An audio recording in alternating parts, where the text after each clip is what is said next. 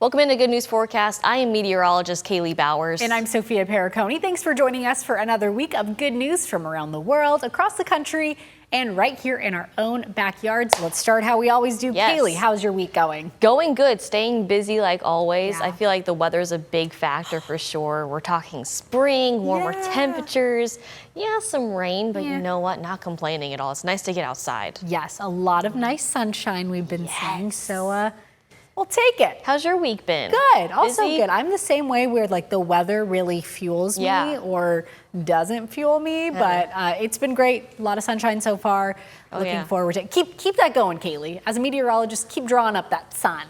Yes, I will work on that. Yeah, Thank we're you. tracking rain. We appreciate you. Yeah, tracking rain. Whoops. Yeah. All right, holy Toledo. Whoa. Let's get this week of Good News Forecast started with some sweet news. Love it. A popular homegrown donut shop is expanding down I-75. Holy Toledo is now open in Bowling Green. The donut business started as a specialty donut truck before opening a storefront in West Toledo on Alexis Road. You can now get your sweet treats inside Call of the Canyon Cafe on North Main Street near Worcester. Instead of glazed, powdered, crullers, jelly-filled, and Boston cream donuts, Holy Toledo offers atypical toppings like fresh berries and cream, maple bacon, and vanilla bean glaze and fillings like Nutella. Okay, do any of those sound delicious to you? The Nutella one sounds really good. I'm right there with you. Do you have a favorite kind of donut? You know, I was going to ask you the same thing, hoping you would go first to give me some ideas, but you can't go wrong with the classic glaze. Just going to say that. But I like the glaze also with the chocolate on top. Ooh. That hits the spot. Sometimes just like a regular like chocolate glaze, like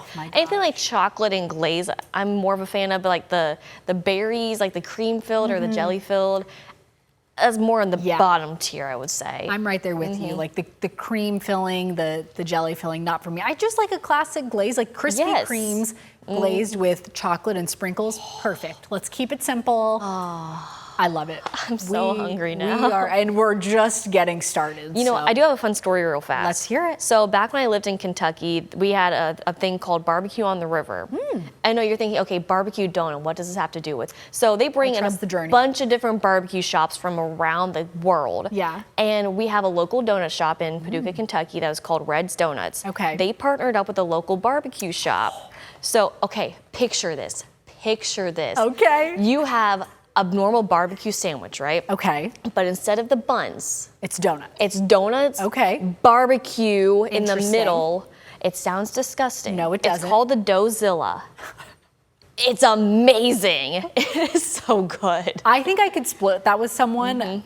I think, or I could just do like the top or the bottom part of the, not the full sandwich, just like take off one donut, but that, I love that salty and sweet. It was so good. That is so good, Kaylee. It was so good. Well, sticking on a sweet topic, chocolate lovers hit the street also in Bowling Green earlier this month for the annual Wood County Chocolate Crawl. Yeah, visitors explored shops and restaurants along Main Street, filling their bags with sweets from around the world. The event is hosted by United Way of Greater Toledo and draws in about 300 chocolate lovers. Yum. The crawl encourages guests to discover local businesses while learning about resources available in their community.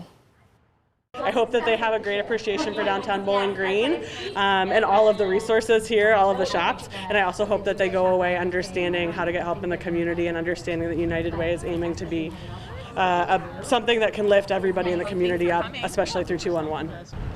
211 is a confidential service that connects people to community services over the phone. It is available 24/7 to residents in Lucas, Wood, and Ottawa counties. Okay, question for you, Kaylee. Okay, answer. So that was a chocolate crawl. Yes. If you had to do a crawl for your favorite dessert or sweet, what would you pick? Ice cream. Ooh, That's a good one. Well, there's a couple. Ice cream, I like the idea of chocolate, but like brownies or like cookies. Yeah.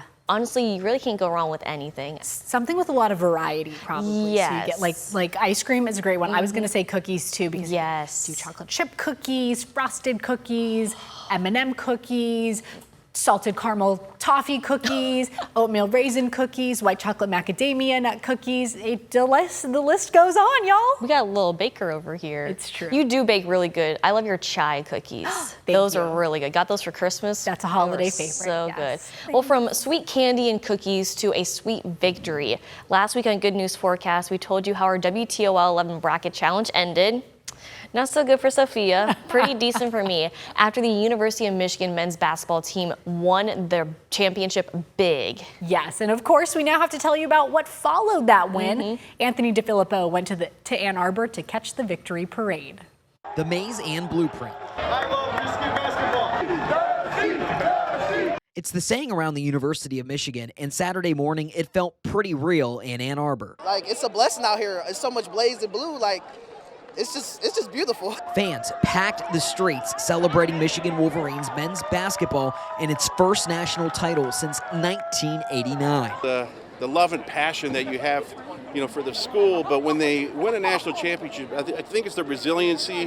That's why it's the Michigan difference, The figure known as the Michigan Ringman was a freshman the last time the Wolverines won it all, more than 3 decades ago. I just started getting all like numb and excited, and once it went to 0-0, then I knew we won it. Because it's hard. Basketball, winning the national championship, I would say basketball is probably one of the harder sports to win a national championship. Because Michigan sports have been on a run. Gymnastics last year, football in 2023 when Jalen Claxton was a senior, and now basketball. Even after seeing the title as a student, this one still hit different.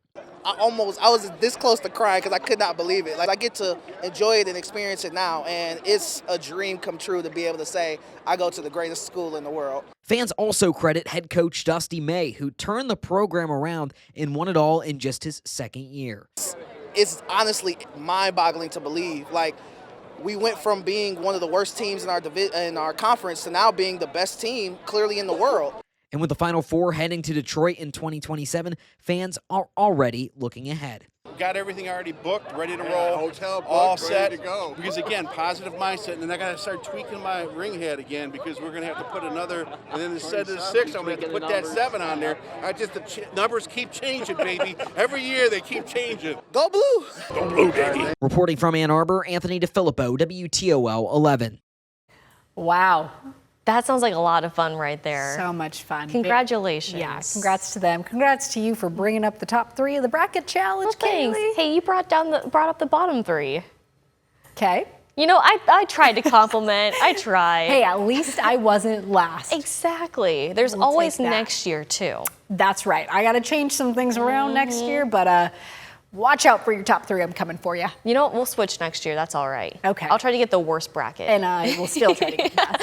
Well, on the topic of sports, let's not forget playoff season starts this week. Yeah, at the time of this recording, it is Tuesday, April 22nd, which means the Toledo Walleye kick off their playoff season tomorrow, April 23rd. The team will also play April 25th. So the team has never won a Kelly Cup, but they have made it to the finals quite a few times. So of course we will let you know when what the outcomes are for the next 2 games on the next episode of Good News Forecast. We want to mention we are recording on Wednesday, April 23rd. Did I say Tuesday? You said Tuesday. No, today's April 22nd. Today's Wednesday. Yeah, but it's April 22nd. It is April 22nd. It's my mom's birthday. Oh, happy birthday, Mom. But their game is It is on Wednesday. Thursday. Yes. So that's the big day that we're watching, that we're really excited about for the Walleye. Thursday and Saturday. The believe 23rd and the 25th. Yes, okay. Yes. So We have the dates on WTOL.com. check it out. And then again, we will remind you next so week about the excited. results, hopefully good results. So don't forget to come back next week. Next week, Yeah. we'll see how our fish do. Yes. So our Tim Miller is going behind the scenes with a look of where the Toledo Walleye play, which is the Huntington Center. On the latest episode of Tim Takes You There, Tim brings you into the parts of the Huntington Center you might not typically see. And you can stream Tim Takes You There on WTOL 11+, all for free. We'll be right back.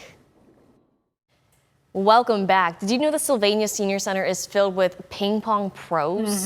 They are professional. Every now and then they take on the first responders. Yeah, photojournalist Cheyenne Lockridge takes us inside the competition. 11-9. Yeah, so we got an invite to come participate in the Senior Center with a ping pong tournament here. We play 3 times a week. We play Monday, Wednesday, and Friday. We come here, we're a group of seniors, as you see, okay?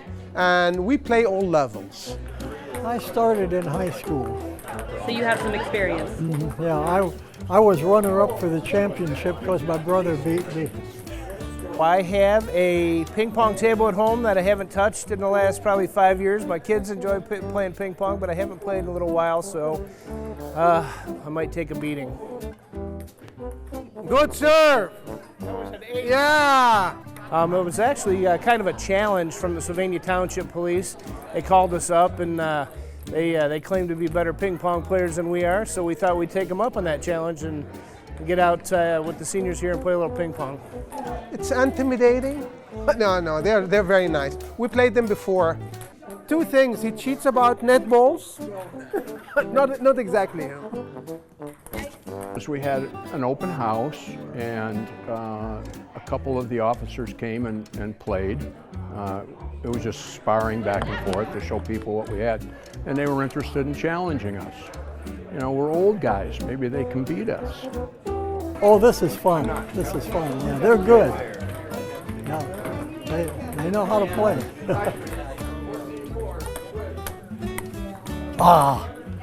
This keeps you alive, keeps you awake, and everybody's friendly, and nobody really stands out except Maggie. He's the top. So you got some experience against these officers. I do. I'm not the best one here, though.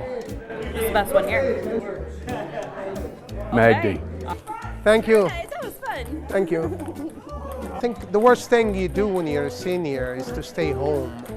You know, this is a very nice and interesting activity, and we are a very nice group here, and we would love to get more people to play with us. We won. Oh, that was so much fun. That was so much fun. You're very, very good. We win. You win. Congratulations. That skill. Love that. Yeah. The spirit of them. I have to tell you how I found this story. Yes. They do these ping pong tournaments pretty regularly with first responders, but I was a few months ago, I was covering the levee that the Sylvania Senior Center wanted to get passed. Yeah. And they said, hey, we do these ping pong tournaments. Maybe you want to come cover it. Didn't work out with my timing, so we sent photojournalist Cheyenne out there, and so great, we got to see the competition. They are skilled. Yeah. They would beat us for sure. They have been playing for a while, obviously. They are at the senior center, so they have some experience, but some of them told me, you know, before the story was done, they said, we've been playing since we were children. Like, wow. They get competitive, they fall on the floor. Oh. But they go for it. So watch out if you encounter one of them. Ping pong's a serious sport. That's why it's in the Olympics. That's right, just that. Yeah. I do want to take one of them on, though. Because, there we go. Got a challenger. Yeah.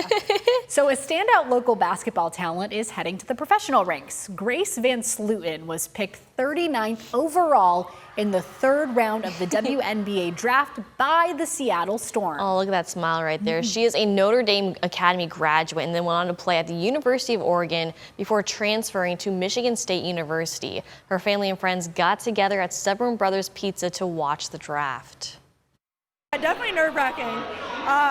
You know, I was just really excited to see my name at all.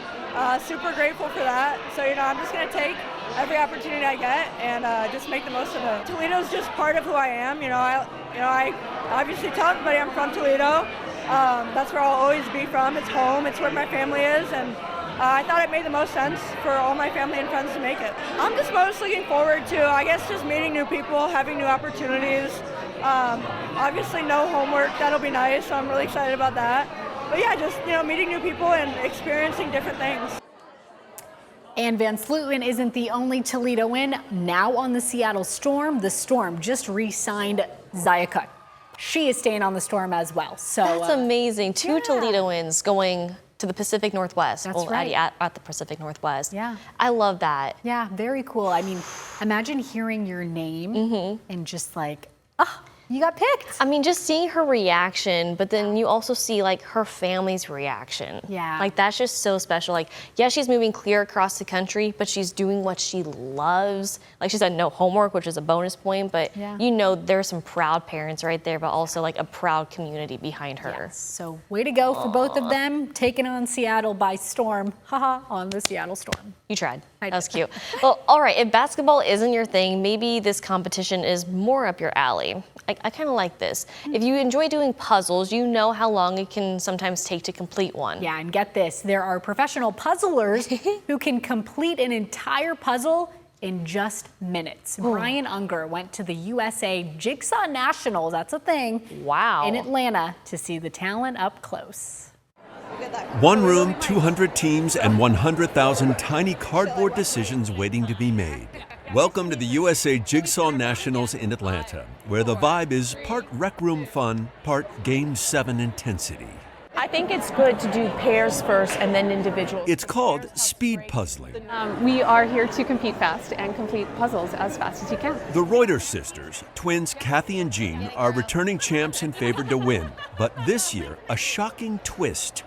They split up. We have been friendly rivalries between these two. We keep going back and forth for our placements, and this year we're finally like, let's just swap it up.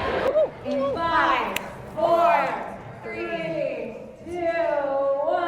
Oh my God. And just like that, the room descends into a hush. Focus tightens.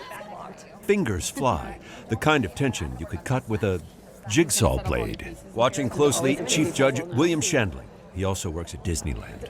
The Reuters sisters are an institution with USA Jigsaw Puzzling, so to see them split up for a matchup for pairs is unique and pretty epic. In the crowd, spectators on the edge of their seats, or more accurately, sitting back, loyally, proudly wearing their colors. And then, at 21 minutes and 52 seconds, a winner. But it's not the sisters. It's 12-year-old Connor DeLatte and Josh Trauger. We pulled it out. At 31 minutes 58 seconds, Jean finishes. It'll be good enough for 4th place. That was a tough one. Yeah, it was a good challenge. And Kathy? Disaster. They dropped the final piece of the puzzle on the floor. She finishes 10th. Connor, a 3-time Texas state champion, says he does 3 to 4 puzzles every day. Aside from homework, he tries to do other things. I do play basketball a lot in the winter and summer, but pretty much I mainly do puzzles. For his mom, Kimberly, it's an emotional moment. We are beyond proud of him. I mean, we are. Seriously, a dream come true at 12 years old. For the Reuters sisters, they know the thrill of victory. And Kathy says she has learned something in defeat. Yeah, you can't deny it's pretty fantastic to win. But at the same time, it's just fun to finish. And to beat your sister. Neither will go home with the $2,000 cash prize, but Kathy walks away with something priceless. Lifelong bragging rights. All right. I did not know that was a thing. Me neither. And for a 12-year-old, he beat everyone. I thought one of those two sisters was going to take home the win. I know. But then that kid just came out of nowhere. Just, you know what? That's good for him, though. Are you a puzzler? You know what? I like puzzles. I don't do puzzles often, but I enjoy them. Puzzles are fun. That kind of stresses me out a little bit because, you know what? I like relaxing and taking my time with the puzzles. I don't want to be like scrambling and try to get it all done. Even if we were on a team together? I mean, yeah, we can still have a competitive puzzle competition. We would come in last because I think we would both be like, okay, this goes here. I think that piece goes. We would be treating it like relaxation, and it's true. How do you put the puzzle together? Like, where do you start? Like, what's your first step? Okay, so my grandma always says you have to start with the outside edges. I just kind of like whatever piece is in front of me. I just kind of start bringing it all together. Oh, okay. Do you follow a strategy? You know, normally it's the outside, of course, but then also kind of similar because they don't always get broken up. So you get that little chunks like, okay, where does that match on the cardboard?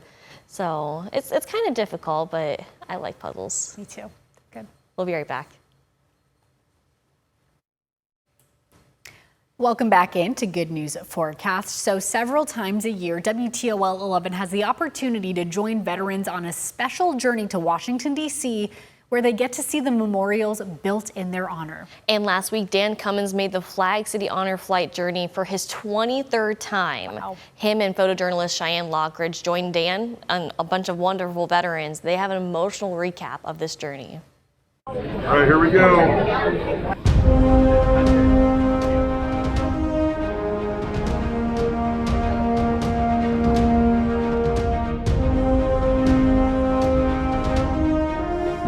Because of you, all the veterans on this flight that have given me the opportunity to stand here and welcome each of you to Washington,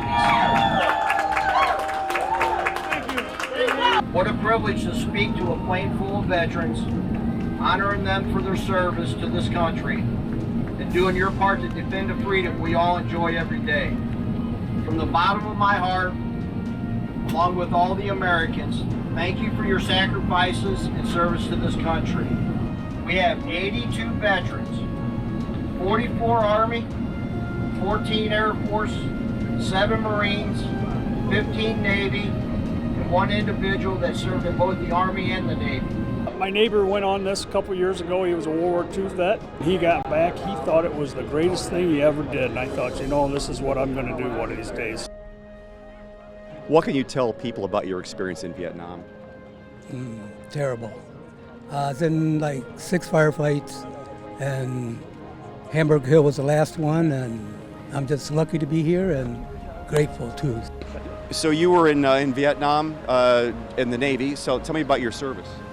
Called us back because a war broke out between Greece and Turkey, and we had 250 Marines on board, so we had to be in the area in case we had to evacuate. What years was that?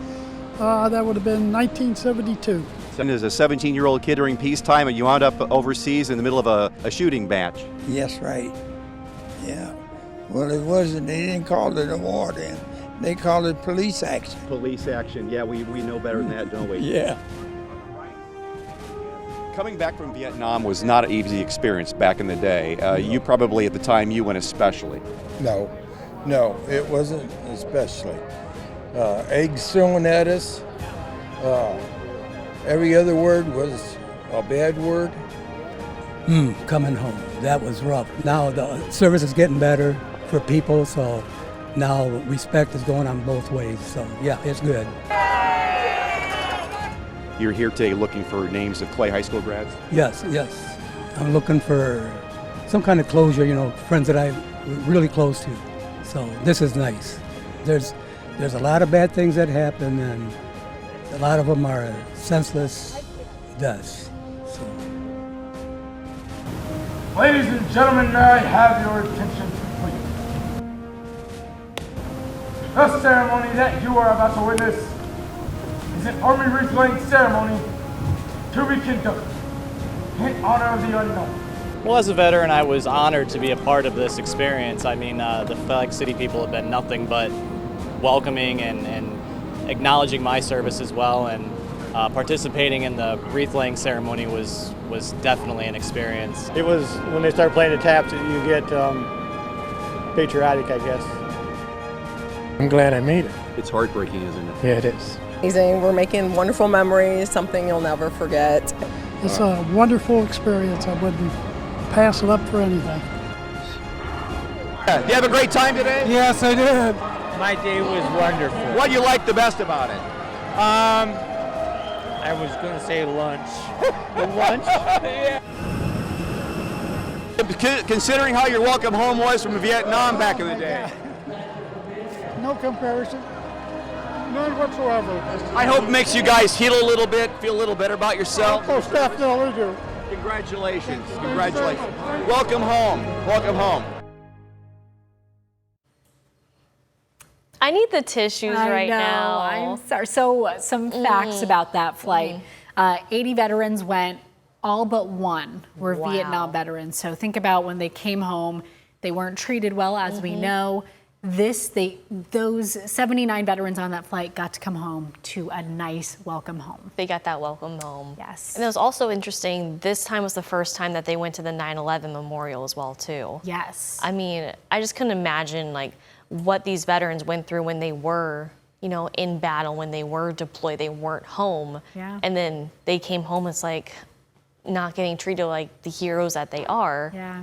So I'm glad they got that homecoming a second time around. Also, thank you to Dan and Cheyenne for putting together that wonderful piece where I think that not only left us speechless, but hopefully, I shouldn't say hopefully, but also left you speechless at home as well too. Hopefully you have the tissues as well. When they, I believe when they are coming home, it's a long day. They come home, I think, pretty late at night. Yeah. You saw how packed that terminal was. People are willing to stay up to welcome them home, and that is just an incredible sight to see. That was one of the things that really got me, seeing their kids, their grandkids, their great-grandkids. Oh, I'm gonna get emotional I bet now. there's some strangers that even show Yes, up. the signs, like, welcome home, Grandpa. Yeah. Like, how can you not cry? No, I'm oh my sorry. gosh. We gotta get you the tissues. I love this though. Like, Honor Flight's truly a special thing. I'm glad Dan's able to tell these stories for these wonderful veterans in our community. Definitely. Great story. Okay, now I need the tissues for real. But that does it for this week's episode of Good News Forecast. We're so glad to be back here with you for another week. And we'll see you again next week with more good news from around the world, across the country, and our own backyards. Bye.